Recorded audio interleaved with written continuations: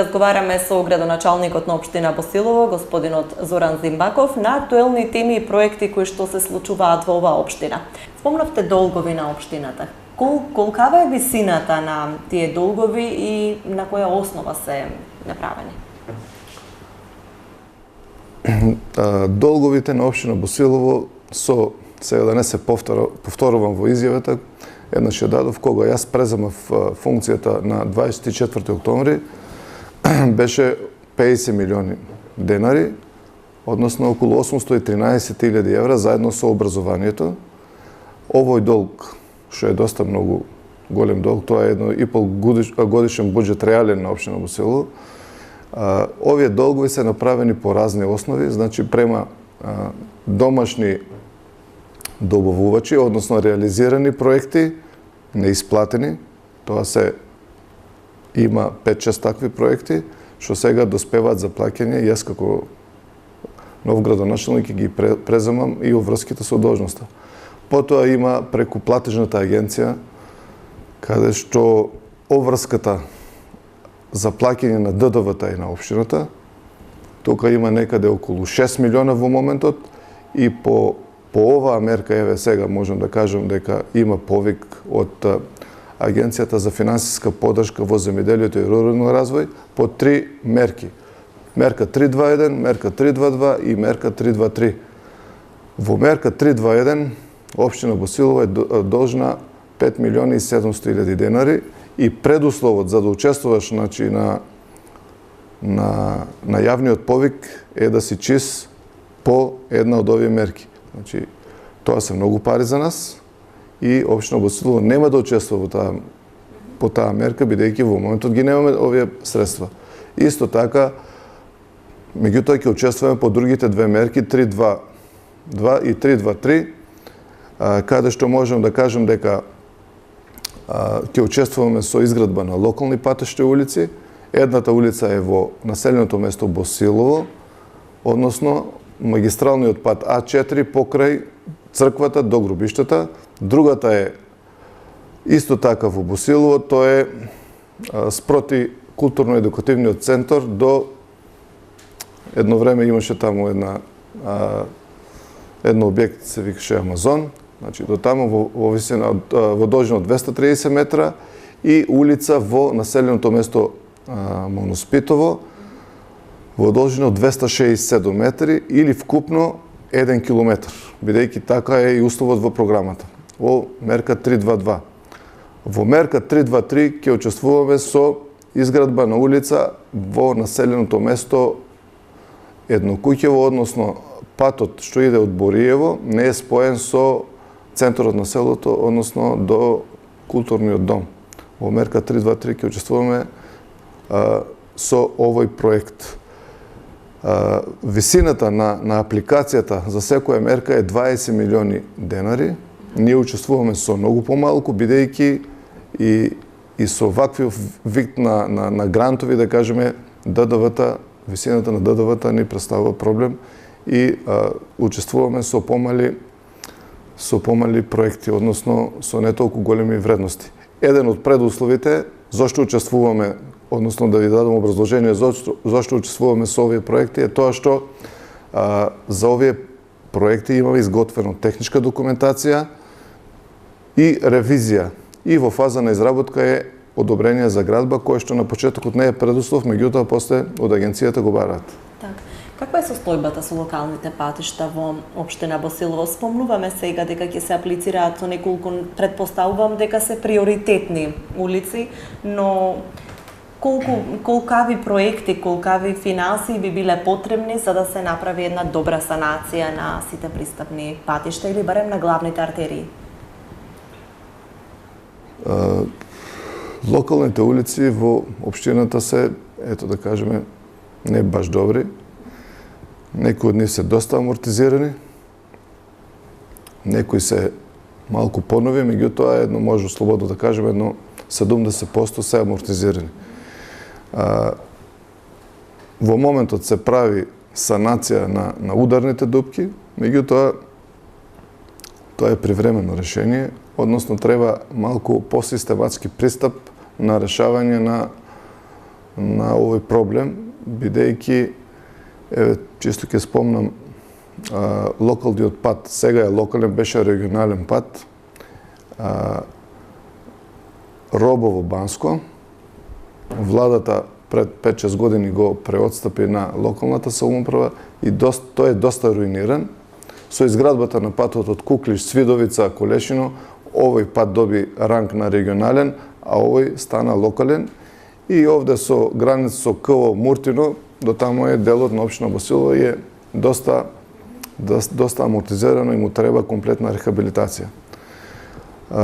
Останатите населени места исто така, да кажеме, не се сјајни во овој поглед, посебно едно куќево спој со А4, исто така доста оштетен, Радово Босилово и имаше некои не толку значени, меѓутоа во следниот мандат ќе се трудиме значи барем со еден нов слој поставување колку можеме, се во рамките на финансиските можности, да можеме дел по дел, односно поделници да ги поставуваме, за да можеме нормално да функционираме. Се најавува тука исто, бидејќи низ нашата општина поминува магистралниот пат А4, односно М6 порано, дека ќе се врши еден вид на рехабилитација со претходно гребање. Ние имаме вкупно 15 км должина, од тие 15 4,5 км ќе се санира и овој материјал што ќе се вади од таму ќе го искористиме за насипување на улиците, односно патишта до земјоделските површини. Голем проблем на руралните општини и на другите помали општини во државата е малиот буџет, недоволното средства кои што влегуваат, но и долговите кои што ги имаат општините, можеби не толку големи долгови, но сепак се оптеретување за самата општина. Владата беше најавила дека ќе се отпишуваат, односно дека ќе се покриваат дел од долговите на општините. Докаде е со таа мерка? Да, имаше таква најава. Мислам дека владата ќе си го одржи зборот, меѓутоа во моментот нема ништо конкретно. Меѓутоа се надеваме дека во скоро... Да дојдете на некоја позитивна нула. Да. Има ли услови за функционирање? Какви средства се потребни за општините да можат слободно да дишат, условно речено, со оглед дека дури имате на некој начин врзани раце за аплицирање, не можете да ги покривате своите делови минимални во реализација на многу проекти. Што им е, каква инекција е потребна на општините за да може да функционираат нормално, да ги сервисираат услугите до граѓаните? Слободно можам да кажам дека значи во моментот по основа најважен начин на финансирање на општината е повратокот од ДДВ.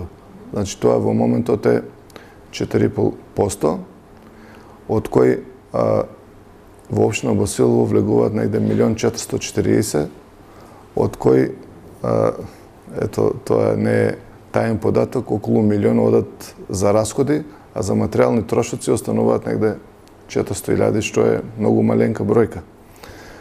Со најавата на влада дека парцијално секоја година за 0,5 би се зголемувал овој данок на поврат на ДДВ, до крајот на градоначалничкиот мандат таа вредност би била негде околу 6% ДДВ. По мене, значи, општините се најблиску до граѓаните.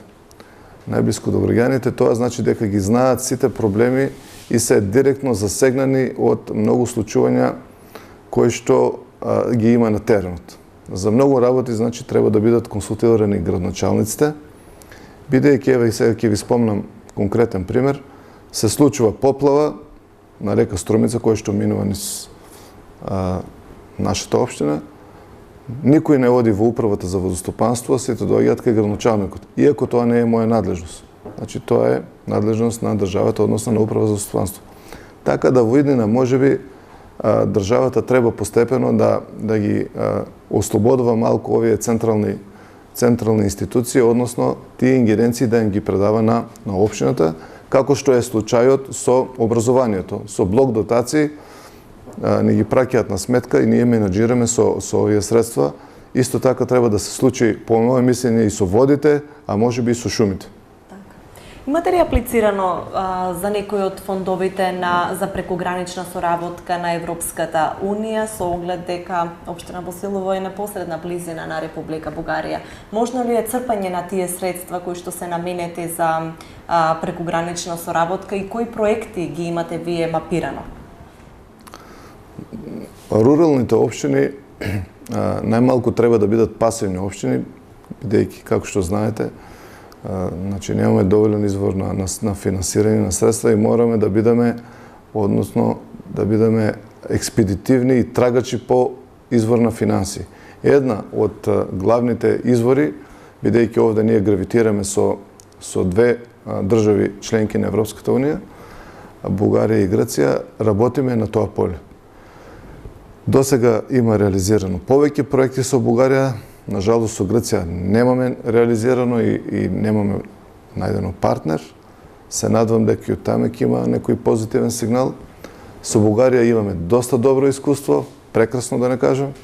Таму се уште ни е поодамна општина Грмен, тоа е во близина на Гоце Делчев. Има реализирано 4 проекти, во моментот е во завршна фаза, тоа го имаше, мислам дека и на медиум, изградба и реконструкција на дом во населеното место Секерник, со вкупна вредност на градежниот дел 193.000 еври. Меѓутоа, европските проекти исто така се условени и мора да играш според правилата кои што ги налагаат од Европската Унија за ваков тип на проекти. Они работат по принципот, значи, прво направи, платимо на изведувачот, викни контрола, па ние ќе ти ги вратиме парите. И ово е еден затворен круг, кој што мора да го пратиш. Мора да бидеш брз, за да можат да овие средства да ти се вратат. За таа намена, бидејќи немавме доволно пари, земавме од Македонската банка за развој кредит од 4,5 милиони денари со некоја, да кажам, камата, кој што на крајот ни излегува 5.000 евра камата. Меѓутоа, за таков тип на објект, каде што ќе го користат граѓаните, мислам дека и тоа не е многу пари. Мој, ето така, предлог е, бидејќи оваа банка за обнова, за Македонската банка за развој е строго намената за ИПА проекти, во иднина овој кредит да би бил и бескаматен, бидејќи поголемите општини немаат ни потреба да земаат кредит за вакви типови на проекти, односно тие сами ќе си ги финансираат, да биде бескаматен или да е многу помала каматата, за да можеме да бидеме конкурентни со останатите општини. Дали тоа е една од причините, всушност, недоволните ресурси, недоволните средства за аплицирање, бидејќи тоа се цела наука апликацијата за европските проекти. Колку имаат капацитети општините за да се борат за овие средства? Бидејќи постојано се зборува дека искористеноста е минимална, но ние не ги говориме тие проблеми со кои што се соочуваат општините за апликација. Да, точно така и во нашиот едукативен систем можеби треба да се воведе баш едно такво образование како можеби обука на некој универзитет за аплицирање за европски проекти или проекти директно кои што се од Брисел.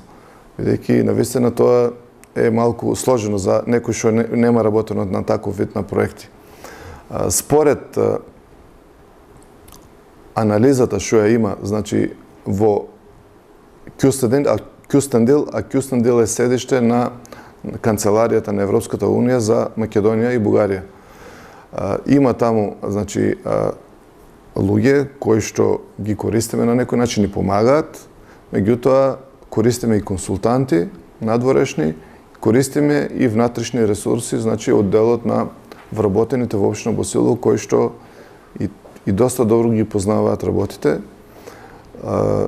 И по таа цел, значи, пред да почнеме да аплицираме со некои проекти, прво ги контактираме, значи, луѓето од Кюстендил и ни даваат извештај според индикаторите кои што ги имат таму наведено, каде најмалку се искористени парите од европските фондови, за да можат да бидат, да си најконкурентен, односно да имаш можност да добиеш средства.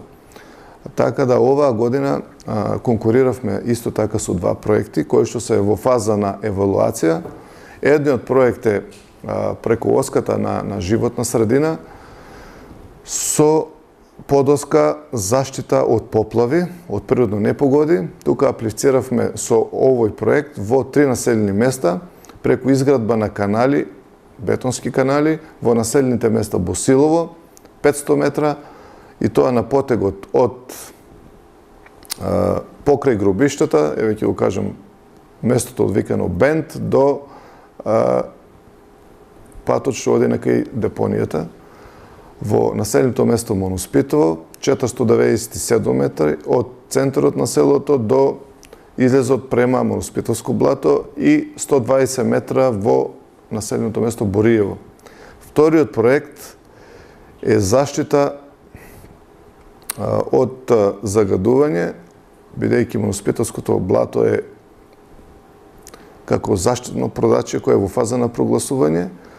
И овој проект исто така е во животна средина, меѓутоа во друга подоска, и тука аплициравме со набавка на возило за собирање на смет заедно со контейнери. Овие проекти, доколку бидат добиени, ќе значат многу бенефит за нас како рурална општина и ќе се подобри на некој начин животот на граѓаните.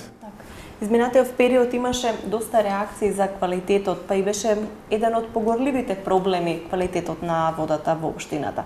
Што се прави во таа насока, подобрување на квалитетот, но и зачувување на здравјето на граѓаните и на целата околина? Значи, во општина Босилово сите населени места, значи 16, само 4 не се приклучени на водоснабдителен систем. Останатите го имаат дадено на управување водоводот на нашето јавно комунално претпријатие ЈПКД Огражден. Од населеното место Петралинци, Сарај, Гечерлија, Старобалдовци и Хамзлија, ако се смета за населено место со 6 куќи таму, они вода си зимаат од бушени бунари или подземни бунари и водата таму е со задоволителен квалитет. Меѓутоа и за таму имаме изработено проекти и имаме аплицирано до одредени фондови. Останатите населени места, најголем значи водоснабдувач е од хидросистемот Иловчанка, односно Иловица, со изградена брана со капацитетот негде 430.000 кубика од тогашната влада на Република Македонија. Меѓутоа со оваа брана стопанисува управа за водостопанство и тие на некој начин не ја продаваат водата. Потоа таа вода оди во прочистителната станица, каде што целиот технолошки процес кој што се одвива пред некое време имаше, да кажеме, реакција од населението дека ето се јавува некој мирис, водата има некоја матност. Затоа јас како нов градоначелник и во мојата изборна кампања значи дадов збор дека ќе го подобрам квалитетот во ова населено место, односно во овие населени места кои што земаат вода од хидросистемот Иловица. Преку консултација со стручни служби, односно имавме една соработка со холандска фирма кои што се бават точно со вода за пиење, бидејќи нивниот образовен систем е малку поинаков од нашиот.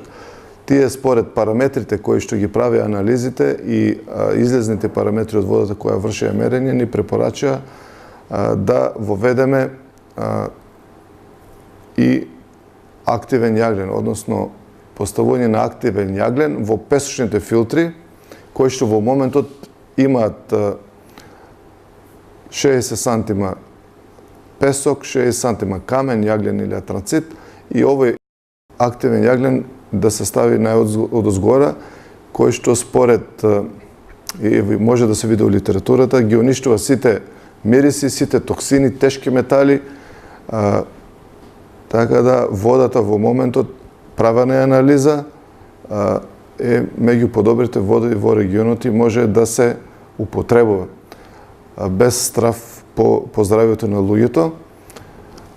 Активниот јаглен чисто за компарација може да ви кажам дека се става во заштитна маски или газ маските кои што штитат од бојни отрови или некој кој е затворен му дават, значи, апче со активен јаглен, бидејќи има голема абсорбирачка моќ. После одреден период, над 6-7 години, овој активен јаглен се вади, може да се препече на висока температура од 500-600 степени и повторно да се врати во печните филтри и има истата функција, или доколку тоа не сакаме да го сториме, можеме да набавиме и друг, па да добиеме квалитетна вода за пиење.